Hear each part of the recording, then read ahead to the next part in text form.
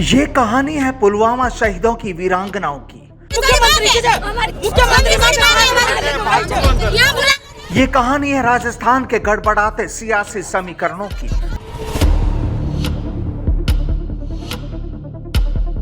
ये तस्वीरें हैं उन वीरांगनाओं की जो पिछले 7 दिन से इंसाफ की आस में सूबे की सरकार के दरवाजों को खटखटा रही है। ये मंजर है उन वीरांगनाओं का जो सरकार के नुमाइंदों से मिलती है, पुकार लगाती है, रोती है, बिलखती है और बस यही कहती है कि उनकी मांग पूरी की जाए। और ये तस्वीर है सूबे के पूर्व डिप्टी सीएम सचिन पायलट की, जो इन वीरांगनाओं को भरोसा दिलाते हैं कि जो उनके बस में है वो इनके हक के लिए लड़ने को तैयार हैं। दरअसल आज दोपहर सचिन पायलट के सरकारी बंगले पर माहौल बिल्कुल शांत था और पायलट वहां मौजूद खबरनवीसों को होली की शुभकामनाएं दे रहे थे। लेकिन फिर अचानक माहौल बदल गया। करीब आधे घंटे तक जो मंजर पैदा हुआ तो वहां मौजूद सुरक्षा कर्मियों के भी होश फाकते हो गए। कोई समझ नहीं पाया कि आखिर हुआ क्या। लेकिन जब पायलट के सरकारी बंगले पर वीरांगनाओं की चीख पुकार नजर आई तो फिर छोटे सरकार को भी वीरांगनाओं के पास आना पड़ा। ये वीरांगनाएं अड़ी थी कि पायलट साहब उनकी बात सुने, उनके साथ ही यहीं पर बैठे। आखिर जनाब, सियासत का दस्तूर भी है, कई बार नेताओं को जनता की बात माननी भी पड़ती है और पहले से ही सूबे के सियासी समीकरणों में उलझे सचिन पायलट को इन वीरांगनाओं से मुखातिब होना भी पड़ा। वो इन वीरांगनाओं के साथ जमीन पर बैठे, उनकी बात सुनी और फिर इशारों इशारों में मौका देख सूबे की गहलोत सरकार और सूबे की पुलिस पर भी सवाल उठा दिए। दरअसल पायलट के बंगले पर पहुंची इन वीरांगनाओं ने पायलट से इंसाफ की गुहार लगाई। आंखों में आंसू थे, हाथ जुड़े थे और बस मुंह से यही बोल निकल रहे थे कि साहब, हमारे साथ पुलिस ने बहुत बुरा बर्ताव किया है, हमारे पति देश की रक्षा के लिए शहीद हुए, हमें भी गोली मार दीजिए। इस तरह बदसलूकी तो मत कीजिए। जाहिर है इंसाफ की मांग को लेकर ये वीरांगनाएं पिछले 7 दिन से सड़कों पर सूबे के नेताओं के चक्कर लगा रही है, लेकिन इनकी सुनवाई नहीं हो रही। इन वीरांगनाओं को इंसाफ दिलाने के लिए सांसद डॉक्टर किरोड़ी लाल मीणा भी नेताओं के चक्कर लगाकर थक चुके हैं और अब ये वीरांगनाएं भी थक कर पायलट के बंगले पहुंच गई। अब वक्त का तकाजा देखिए, चूंकि मौका था तो राजस्थान में सियासत का विमान उड़ाने वाले पायलट को भी आज इनके साथ जमीन पर बैठना पड़ा।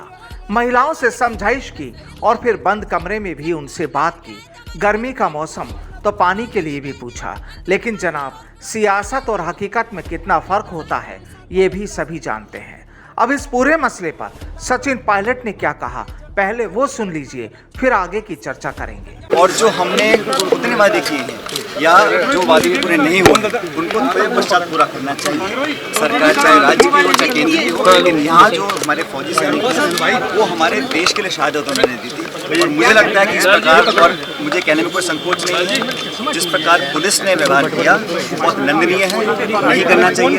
खासतौर पर महिलाओं के साथ जिनके घर वालों ने इस देश के लिए शहादत दी है और इनकी जो मांगे हैं, किसी ने जमीन की बात रखी है, किसी ने चारदीवारी की बात रखी है, किसी ने एक मूर्ति की बात है, किसी की नौकरी की बात है, सब। क्योंकि अगर हम बाकी लोगों के लिए प्रावधान बनाकर रास्ता ढूंढ सकते हैं तो मुझे लगता है पहली प्राथमिकता हमारी इन लोगों की होनी चाहिए। इसमें पक्ष विपक्ष पार्टी विचारधारा की कोई बात ही नहीं है। इन लोगों को, और खासकर से मैं जो हाल देख रहा हूँ, आज मेरे घर पे आई हैं, मुझे लगता है अगर कोई पीड़ित है, दुखी है, इतने सालों से वेदना में है, उनकी पूरी मदद हमें करनी चाहिए। और ये बोल देना कि इसमें प्रावधान नहीं है या इसमें कोई अड़चन आ रही है, ये नाकाफी है। क्योंकि हर चीज़ का समाधान निकल सकता है, अगर इच्छा शक्ति है और करना चाहते हैं तो समाधान निकल सकता है। लेकिन जिस प्रकार से पिछले 2-3 दिन में देख रहा था, पुलिस का जो व्यवहार रहा वो सच में निंदनीय है। ऐसा नहीं होना चाहिए था, बल्कि जो लोग इसके लिए जिम्मेदार हैं उन पर भी कार्रवाई करनी चाहिए। क्योंकि पूरे देश ने देखा है, पहली बात तो कोई महिला है, दूसरी बात कोई विधवा है, तीसरा वो शहीद की अगर घरवाली वीरांगना है, तो इस प्रकार का बर्ताव करना ना शोभा देगा। छोड़ दीजिए, मुझे लगता है कि पुलिस ने अगर ऐसा कार्रवाई करी है तो जो अधिकारी हैं, जिन्होंने जो उसके जिम्मेदार हैं, उन पर कठोर कार्रवाई करनी चाहिए सरकार। मेरी मांग है। ये अपमान हुआ है सर वीरांगनाओं का, आपको लगता है? मैं कहता हूँ, आप जब मांग लेके कोई बैठा है और जिस तरह मैन हैंडलिंग हुई है महिलाओं के साथ, जो आदमी देखना नहीं है, ये मैं समझता हूँ एक्सेप्टेबल नहीं है। और सरकार को पुलिस के ऊपर कार्रवाई करनी पड़ेगी। जिस जिस प्रकार से बर्ताव किया, मांग पूरी करने में समय लगे, कुछ उसमें कागजी कार्रवाई हो, कुछ कानूनी अड़चन हो, उसका तो बात निकल सकती है, लेकिन किसी को मैनहैंडल करना, किसी के साथ इस तरह खींचतान करना, वो भी उन महिलाओं को जिनको हम वैसे तो सम्मान देते हैं, वैसे तो उनको हम हर जगह मंच बुलाते हैं, बातें करते हैं, लेकिन इस प्रकार का व्यवहार का पुलिस का गलत है। तो सुना आपने, पायलट ने सीधे तौर पर गहलोत सरकार को निशाने पर ले लिया।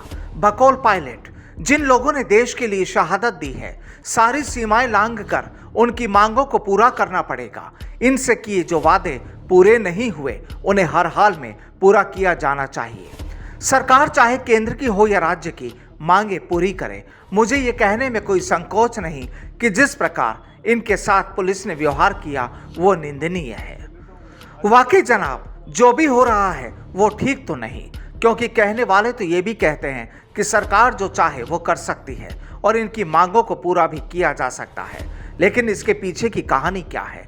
इन वीरांगनाओं को धरना देने के लिए मजबूर क्यों होना पड़ रहा है? सिविल लाइंस में बैठी सरकार के दरवाजों को क्यों खटखटाना पड़ रहा है? कहीं ऐसा तो नहीं कि इसके पीछे भी कोई सियासी कहानी तैयार हो रही हो? लेकिन फिर सवाल ये भी कि आखिर उस स्क्रिप्ट के किरदार कौन है? बहरहाल, और अब बात पायलट तलक तक भी जा पहुंची है और वो इन वीरांगनाओं से मुखातिब भी हो लिए। तो क्या माना जाए कि अब इन वीरांगनाओं को इंसाफ के लिए भटकने की जरूरत नहीं होगी? क्या यहाँ पायलट अपना सियासी विमान उड़ा पाएंगे? लेकिन सवाल तो ये भी है कि बड़े साहब इनके इस सियासी विमान को रनवे पर उतरने भी देंगे या फिर नहीं। Bureau report, the fact India.